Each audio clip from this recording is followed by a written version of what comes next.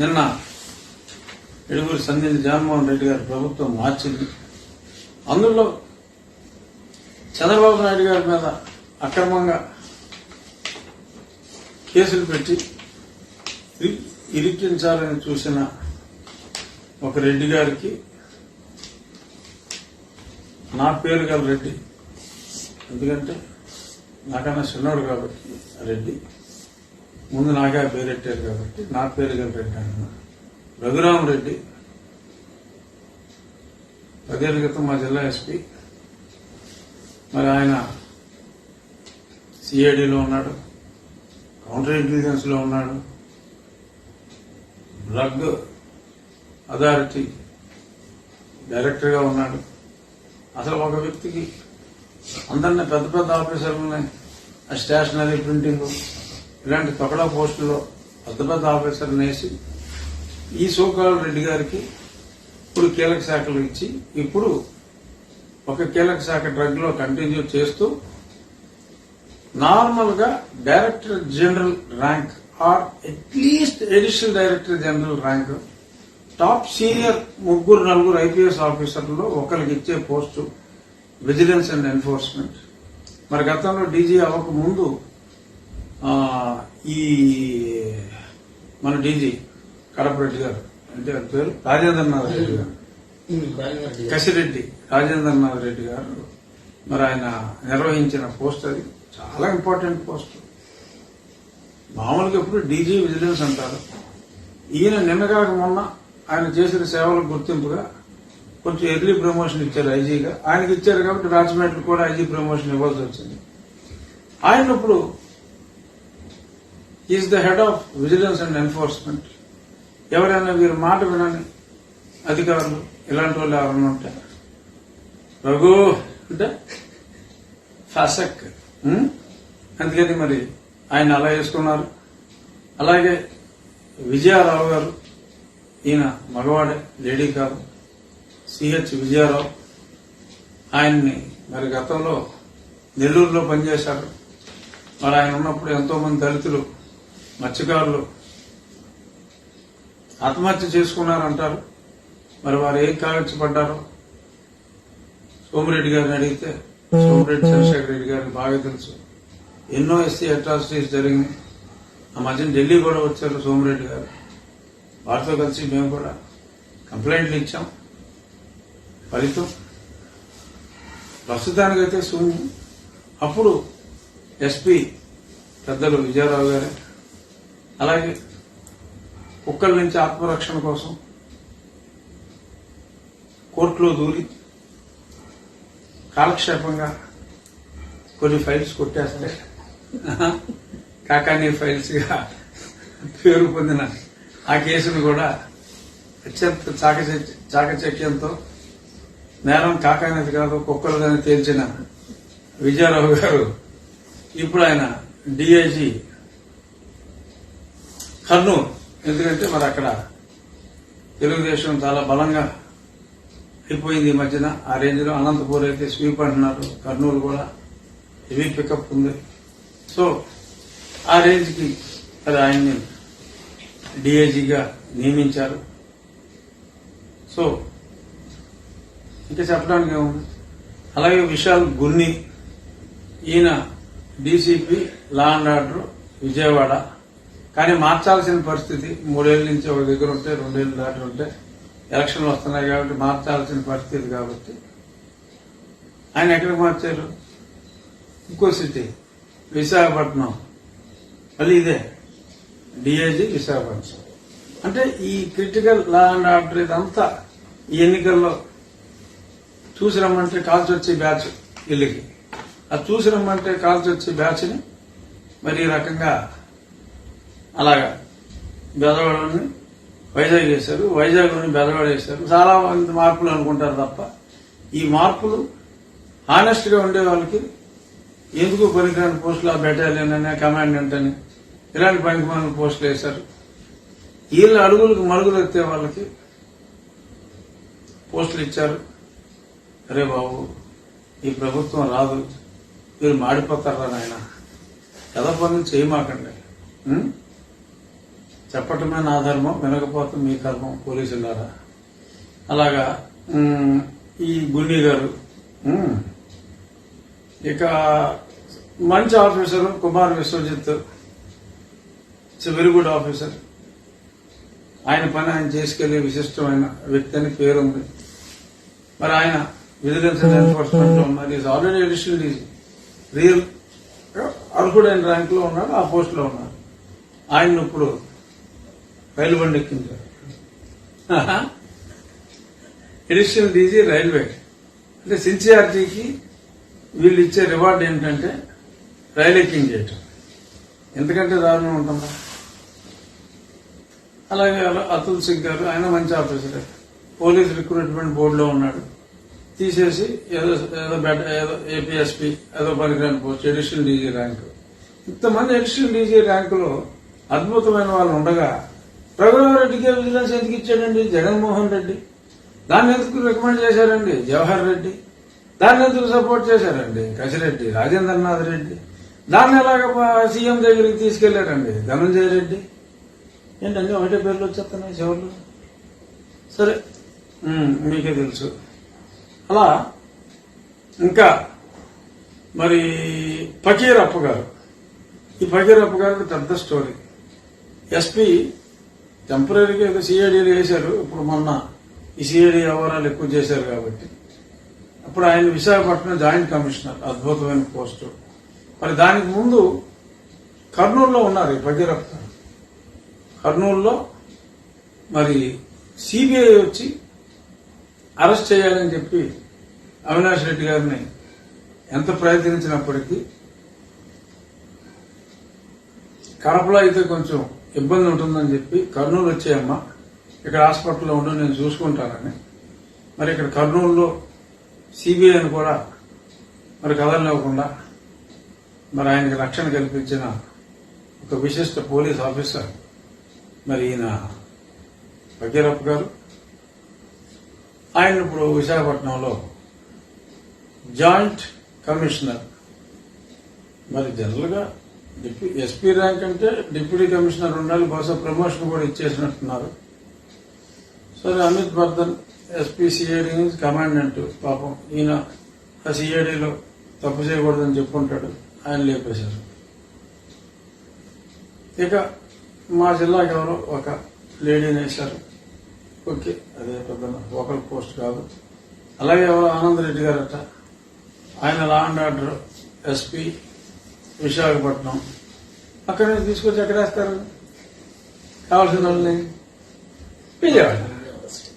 అలాగే విజయవాడలో వేస్తారు. ఇంకొక ఆయన కావాల్సినాడు మోకా సత్యనారాయణ, డీసీపీ విజయవాడ. ఇప్పుడు ఎక్కడ వేస్తారు చెప్పు? కరెక్ట్ చెప్పేశారు, చూడకుండా చెప్పేశారు. సో ఇలా వేశారు. ఇక ఒకటే ఎగ్జామ్షన్, రిషాంత్ రెడ్డి ఎస్పీ చిత్తూరుని నాన్ ఫోకల్ కౌంటర్ ఇంటెలిజెన్స్ లో వేశారు. కౌంటర్ ఇంటెలిజెన్స్ అంటే ఈ టెర్రరిస్టులని పట్టుకుంటాం. టెర్రరిస్టులు ఎవరు? ఆంధ్రాలో ఎవరమ్మా టెర్రరిస్టులు? అని పట్టుకోగలడు అతను? పట్టుకోలేడు కదా. సో మరి చిత్తూరులో ఉన్నాడు, మరి పెద్దిరెడ్డి గారికి సహకరించాడన్న అభియోగాలు ఉన్నాయి. అయినా సరే మరి అక్కడి నుంచి తీసేసి ఈ పరికరాన్ని పోస్టులో మరి ఎందుకు వేశారు? మరి ఇతనే కోరుకున్నాడా? ఇంకా నాకు వద్దురా బాబు మీ అరాచకాలు నేను భరించలేను, నన్ను వదిలేంద్ర రెడ్లు అని చెప్పి రెడ్డి కోరుకున్నాడా? మరి లేదు, వాళ్ళు అనుకున్నంత చంద్రబాబు నాయుడు గారి మీద ఇంకా కేసులు పెట్టమంటే మరి కుర్రోడు పెట్టలేదా? మరి మనకు వెళ్దాం. సో అదొకటే కొంచెం ఎగ్జామ్షన్ కనపడుతుంది. మరి కోఆపరేట్ చేయలేదా ఏంటి చివరిలో ఈ రెడ్డి గారు మనకు తెలియదు. ఏదైనా ఈ బది లీలలు చాలా టూ మచ్ గా ఉన్నాయి. సరే, ముగించే ముందు మీకు టైం అయింది కానీ ఒక 5 నిమిషాలు పడుతుంది. ముగించే ముందు ఏంటంటే ఇవాళ నాకెవరో క్లిప్పింగ్ పంపారు. పొలిటికల్ మిర్చి అని టీవీ 9లో ఒక ఇది వస్తుంది. అందులో రఘురామకృష్ణరావు, నర్సాపురంలో రఘురామకృష్ణరావు ఓడించడానికి చాలా కృషి చేస్తున్న వైసీపీ టికెట్పై గెలిచి వైసీపీని వెన్నుపోటు పొడిచిన రఘురామకృష్ణరాజు మీద చాలా సీరియస్ గా జగన్మోహన్ రెడ్డి గారు ఉన్నారు. ఆల్రెడీ క్షత్రియ సమాజానికి అది ఇవ్వాలి అని చెప్పి డెసిషన్ తీసుకున్నారు. ఈ ప్రాసెస్ లో భాగంగా మరి ఒక మహిళను ఎంపిక చేశారు. ఆ మహిళకు జర్నలిజంలో విపరీతమైన అనుభవం ఉంది అని చెప్పి అన్నారు. సరే, ఎవరో ఆచూకీ చేస్తే ఆ సాక్షిలోనే పనిచేసిన అమ్మాయిగా చెప్పారు. సరే, ఎవరన్నది అప్రస్తుతం. కానీ అక్కడ వాడిన మాట ఏంటంటే, నేను ఈ పార్టీకి ఎన్నుపోటు పొడిచానంట. మొత్తం నాకేశారు కదా మీరు నన్ను నాకేసి లాకడ పదం లాగేసి ఆ పదం నువ్వు ఎవరికిస్తే ఆఖరి నిమిషంలో ఆడిని పార్టీని వదిలేసిపోతే ఎన్నుపోటు నేను పొడిచానంటారు. రచ్చమండవాడు కదా, నేను ఎన్నుపోటు పొడిచానా? నేను ప్రజాపక్షం వహించా. మీరు చేస్తున్న అన్యాయాల్ని ప్రజలకు గాంధేయ మార్గంలో ఇందాక చెప్పినట్టు ఎక్కడో దూరంగా కూర్చుని ఢిల్లీలో రాజ్యాన్ని చదించి అడవులు పాలైన గౌతమ బుద్ధుల్లా నేను నా కొంపలో నేను కూర్చుని 3-4 కెమెరాలతో ప్రజలకి 4 మంచి మాటలు చెప్తే తీసుకెళ్లి నన్ను హింసించి వాళ్ళు నన్ను తీసుకెళ్లి కొట్టి హింసిస్తారా, చంపాలని చూస్తారా? నేను ఎన్నుపోటు పొడిచానంటారా? అంటే వీడు చెప్పాడంటే ఈ ఛానలోడు ఆ సజ్జలోడు జూనియర్ సజ్జలుగాడు ఉన్నాడు కదా, 10 మంది పార్కు కళ్ళు పెట్టుకుంటాడు. ఆడ రాసిచ్చుంటాడు కదా ఈ స్క్రిప్ట్. ఎలా జూనియర్, నేను మిమ్మల్ని పొడిచారా, మీరు నన్ను పొడిచారా? అదేదైనా వేసుకుంటే నీ ఛానల్లో వేసుకోరా చెత్తా. కొత్త రెప్యుటేషన్ TV9 ఎందుకు వేయించుకుంటాం? తప్పేది అది. ఆ టీవీ రెప్యుటేషన్ ఎందుకు పాడు చేస్తావు? నువ్వనన్ను ఎన్నుపోటు అనేది ఏ అమ్మాయిని పెట్టుకుంటే పెట్టుకో, నీ సన్నిహితురాలను పెట్టుకో, ఎవరినైనా పెట్టుకో, ఎన్ని బిల్డప్లైనా ఇచ్చుకో, గుణవతి, శీలవతి, మానవతి ఎన్ని డిజిగ్నేషన్లు అయినా పెట్టుకో. అంతేగాని నా శీలను శంకించకరే సాక్షి. మీ శీలాలన్నీ బయటెట్టేస్తాను. హలో, అలా శీలాలు చాలా ఉన్నాయి మన దగ్గర, అన్ని బయటెట్టేస్తాను. ఖబర్దార్ నా ఒళ్ళు దగ్గర పెట్టుకుని మాట్లాడండి. వాళ్ళు ఒక వార్ రూమ్ పెట్టారట వైసీపీ వాళ్ళు. ఆ వార్ రూమ్ లో చంద్రబాబు నాయుడు గారు, నారా లోకేష్ గారు, నందమూరి బాలకృష్ణ గారు, అచ్చెన్నాయుడు గారు ఎమ్మెల్యేలుగా I don't want to see them అన్నారంట. సీ దెమ్ అని. అలాగే ఎంపీగా నన్ను చూడకూడదు అనుకుంటున్నారంట. ఇప్పుడు చెప్తున్నా, ఎవరినైనా పెట్టుకో, స్త్రీ గాని, పురుషులు గాని, ట్రాన్స్జెండర్ గాని, ఎవరినైనా తెచ్చుకో.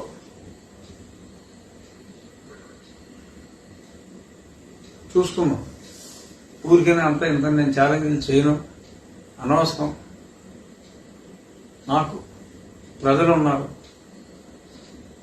నీ వల్ల ఇబ్బంది పడిన ప్రజలున్నారు.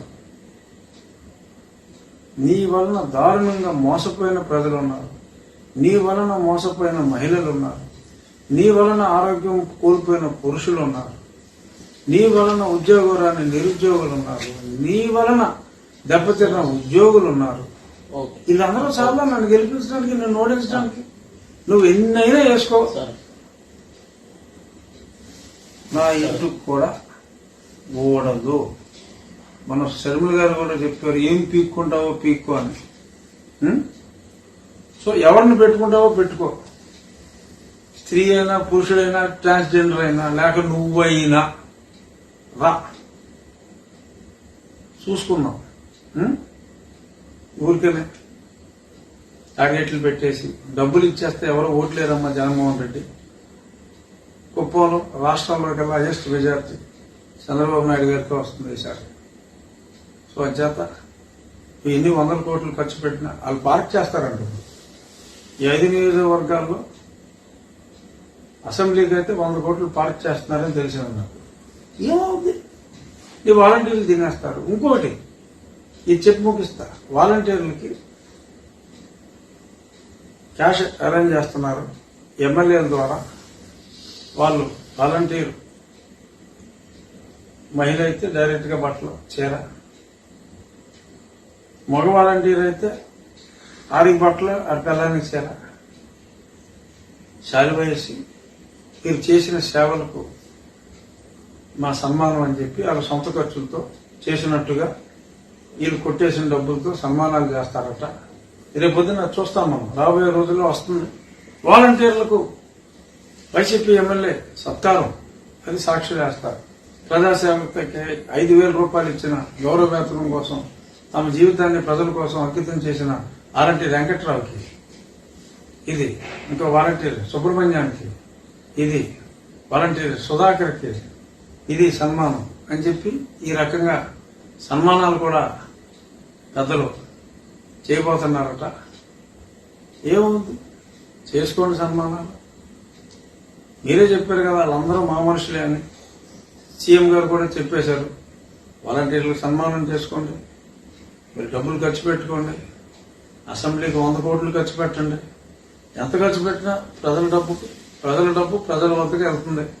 మీ ద్వారా ఎంతైనా ఖర్చు పెట్టుకోండి, మీకు ఓటు మటుకు ఎవరే అని చెప్పి నేను సంశయంగా ఛాలెంజ్ చేసి చెప్తూ అతి దారుణంగా మీరు ఓడిపోతున్నారని చెప్పి విషాద హృదయంతో మీకు విజ్ఞప్తి చేస్తూ సెలవు. చూద్దాం రేపు మీకు అపాయింట్మెంట్ వస్తుందో రాదో. Thank you.